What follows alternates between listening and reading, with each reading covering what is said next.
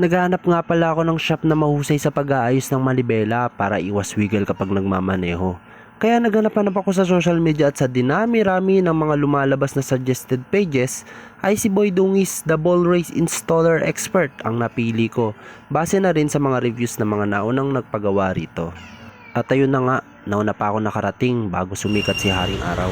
Sinunod ko lang naman yung sabi nila sa page na kapag nakarating ka na sa lugar, may Angel's Burger sa bukana at doon sa eskinita na may gate, papasok. Base kasi sa mga nababasa ko, mabilis humaba ang pila rito sa dami ng dumarayo. Paano na lang kung galing kang malayong lugar? Gaya ko, mag-aantay ka at abutin ka ng siyam-siyam kung kaya tada, sayang may nauna pa sa akin. Pero ikalawa naman. Dahil maagang umalis ng bahay, wala pang almusal kaya nagpaluto na lang ako ng footlong. Ayan na. Ayan na. Ayan na. Bukas na. 8:30 nga pala sila nagbubukas at bawat salang ay tagdadalawa. Oo nga pala, matatagpuan nga pala sila sa Rodriguez Rizal. At ayun na nga, sinimulan na nilang kalasin. At ayun, puro kalawang na.